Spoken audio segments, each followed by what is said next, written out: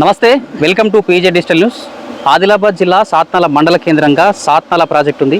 ఈ ప్రాజెక్టు దాదాపు 25,000 ఎకరాలకు సాగునీరు అందిస్తున్న మాట అయితే వాస్తవం. సో ఇదొక పక్క అయితే ప్రాజెక్టు కుడి కాలువకు సంబంధించి పరివాహక ప్రాంతాలైన మేడిగూడ, పార్డి తదితర గ్రామాలకు సంబంధించిన రైతుల భూములు లీకేజీల కారణంగా ప్రతి ఏడు కూడా తడిసి రైతులంతా కూడా నష్టపోతున్న పరిస్థితి, రైతులంతా కూడా ఆవేదన వ్యక్తం చేస్తున్న పరిస్థితి. సో ప్రస్తుతం మనతో పాటు కొంతమంది రైతులు ఉన్నారు. సమస్య ఏ విధంగా ఉంది అనేది వాళ్ళ మాటలోనే తెలుసుకునే ప్రయత్నం చేద్దాం. సో అన్న నమస్తే అన్న, ఏం పేరు మీది, అసలు సమస్య ఎట్లా? నమస్తే అన్న, నా పేరు గిరీష్ ఆవుల, మాది పార్డీకి విలేజ్. ప్రస్తుతం ఉన్నటువంటిది కాన్పమేడి కూడా. ఇది సాత్నాల ప్రాజెక్టుకు సంబంధించి కుడి కాలువ. మాది సర్వే నెంబర్ 8లో దాదాపుగా 40 ఎకరాల భూమి ఉంటుంది. తరాలు మారిన తలరాత మాది. ఎందుకంటే భూమి ఉన్నా కూడా నీ పక్కనే నీళ్ళు ఉన్నా కూడా వాడుకోలేని దుస్థితి ఒకటి. అది కూడా అదేవిధంగా వర్షాకాలం వచ్చిందంటే అసలు మనుషులు కాదు కదా, పశువులు కూడా భూమి లోపలికి పోలేనటువంటి పరిస్థితి ఉంది. అంటే ప్రాజెక్టు కట్టి కూడా మేము ఆ వాటర్ని వినియోగించుకోలేకపోతున్నాం. ఒకటి దీనికి కారణం ఏంటిదంటే కుడి కాలువ పక్కనే ఉంది, మా చేను పక్కన ఉండే అవుతుంది. కానీ ఏమవుతుందంటే దానికి సరైనటువంటి నిర్వహణ లేకపోవడం వల్ల లీకేజ్ వాటర్ అంతా మా చేనులోకి రావడం జరుగుతుంది. దానివల్ల మేము ఒక పంట కాదు కదా, అసలు ప్రభుత్వ ఉద్దేశం ఏంటంటే 3 పంటలు నీళ్ళు ఇవ్వడానికి, కానీ ఒక పంట కూడా పండించే పరిస్థితి మాకు లేదు. సో దీన్ని మేము ప్రభుత్వ దృష్టికి తీసుకెళ్ళాం.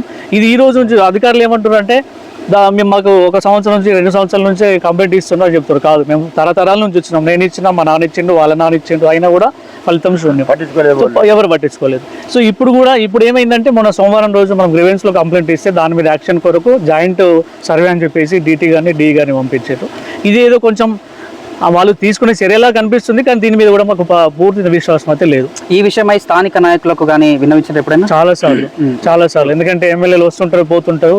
గతంలో కూడా జోగి రామన్న గారు కూడా వచ్చిండ్రు, ఇంతకుముందు చాలా మండలాధికారులు కూడా వచ్చిండ్రు. ఇప్పుడు రీసెంట్గా ప్రస్తుతం ఉన్న ఎమ్మెల్యే దగ్గర కలవడం జరిగింది, కానీ ఫలితం అనేది శూన్యమే. సో ఏం చెప్పదలుచుకున్నారు చివరికి? గత 40 సంవత్సరాల నుండి మేము ఏదైతే నష్టపోయినామో దానికి నష్టపరిహారంగా ప్రభుత్వం మాకు డబ్బు పరిహార రూపంలో ఇది చెల్లించాలి. ఒకటి.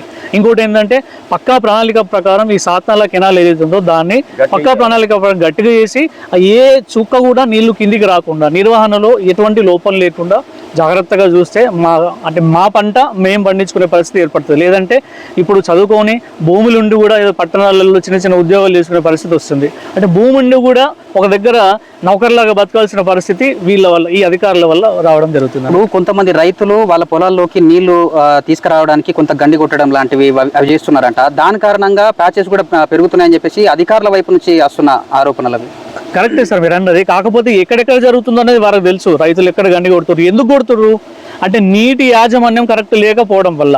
అంటే వాళ్ళు ఏర్పాటు చేయవలసిన ఏవైతే హోల్స్ ఉంటాయో అవి ఏర్పాటు చేయలేరు కాబట్టి రైతులకు నీరు అవసరం బట్టి చేస్తారు. దాంట్లో వాళ్ళకి అప్పటి పూర్తి వాళ్ళకి తెలుసు మా పంట ఎండిపోతుందన్న దాంట్లో తప్పు చేయడం అనేది నేను తప్పుగా భావిస్తలేను. అది మనకు అవసరం కాబట్టి చేయవలసి సార్. 7 ఎకరాలు పంట అయితే బండులు లేదు, నీళ్ళు అయితే నడుస్తున్నాయి, కనిపిస్తున్నాయి నీళ్లు.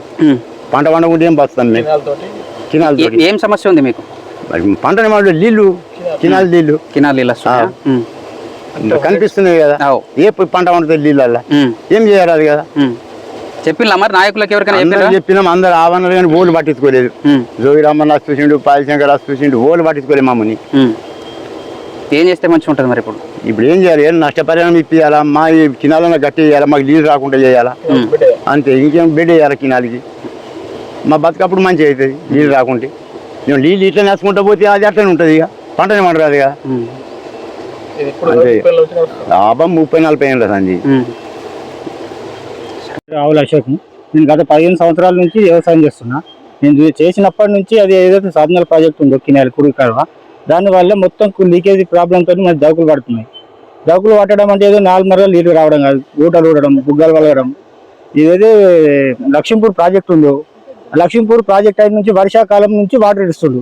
వాటర్ ఇచ్చిన నుంచి వర్షాకాలం నుంచి ఇబ్బంది. వర్షాకాలం వాటర్ ఇడకపోతే ఈ మధ్యలో వర్షాకాలం పంట వేసుకుంటుంటుంది. వర్షాకాలం వాటర్ ఇస్తే ఈ వర్షాకాలం పంట కూడా తీసుకోవట్లేదు. ఈ మధ్య జేసీబీతోని చెట్లు తీసిండు. చెట్లు తీసేట్లో మొత్తం పలిగిపోయినాయి. పలిగిపోయిన ఈ సంవత్సరం, ప్రతి సంవత్సరం కానీ ఈ సంవత్సరం ఎక్కువ ఉన్నది.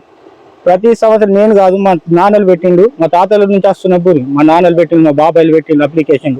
ఎమ్మెల్యే సార్ దగ్గర కూడా పోయిండు, రాజకీయ నాయకులు మారిండు, ఆఫీసర్లు మారిండు, కానీ మన రాత మారట్లేదు. ఎందుకంటే దాన్ని వస్తుండ్రు, చూస్తుండ్రు, చేసుకుంటూ చూస్తున్నా వెళ్ళిపోతున్నారు. అప్లికేషన్ పెడుతున్నాము, కొంచెం వాటర్ తగ్గించని ఫోటోలు తీసి రాసిచ్చి పంపించాను రైతులకు. దించుతామంటారు, రాలే. ఇంతకు ముందు కూడా ఇడిచేదానికని ఒక ఫీట్ ఎక్కువ ఇడిచిన దానికి ఇంత మొత్తం చేనంత వాటర్ అయిపోయింది. ఆ వీడియో తీసి అధికారులకు పెట్టిన కింద డిపార్ట్మెంట్ వాళ్ళు. వాళ్ళు ఏం చేసి దించుతామన్నారు, దిగట్లేదు అంటున్నారు. ఎందుకు దిగట్లేదు అంటే దాని కింద ఏదో కట్టుకున్నది, దిగట్లేదు కాబట్టి అంటున్నారు. మొత్తం జౌకులు పట్టేసినాయి. ప్రతి సంవత్సరం కానీ ఈ సంవత్సరం ఎక్కువ అయిపోయింది. ఎందుకు ఎక్కువ అవుతున్నది? వీళ్ళకి తెలుసు ఏడేడో లీకేజ్ అవుతుందో. వస్తున్నారు, చూస్తున్నారు, వెళ్ళిపోతున్నారు, కానీ దీనికి మాత్రం పరిష్కారం దొరకట్లేదు.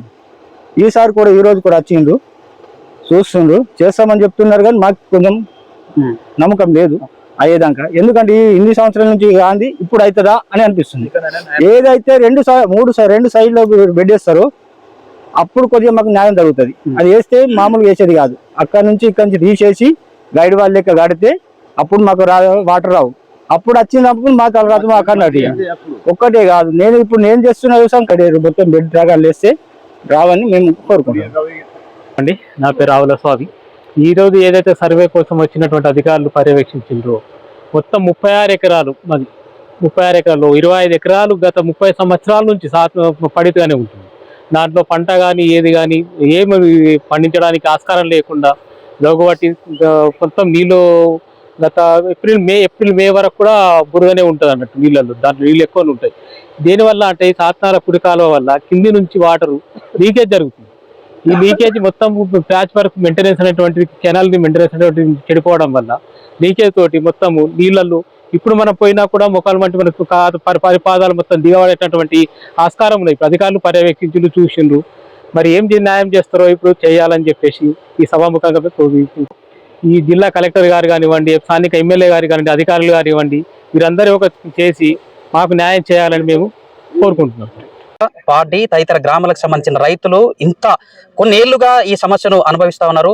అధికారుల దృష్టికి, ఎమ్మెల్యే దృష్టికి, స్థానిక నాయకుల దృష్టికి తీసుకెళ్లినప్పటికీ కూడా ఎట్లాంటి చలనం లేదని చెప్పేసి కూడా ఆవేదన వ్యక్తం చేస్తున్న పరిస్థితి.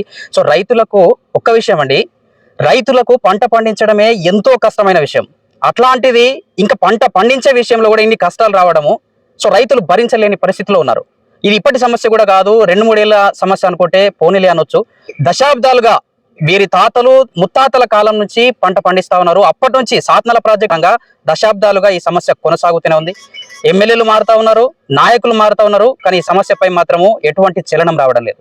సో ఇప్పటికైనా అధికారులు కానీ స్థానిక నాయకులు కానీ స్పందించి ఈ సమస్యకు శాశ్వత పరిష్కారం చూపాలని చెప్పి, అదేవిధంగా ఇప్పటి వరకు ఈ లీకేజీల కారణంగా రైతులు ఎవరైతే నష్టపోయినారో నష్ట అంచనాన్ని వేసి రైతులకు పరిహారం అందించాలని చెప్పేసి కూడా ఆయా రైతులు, బాధిత రైతులు కోరుతున్న పరిస్థితి.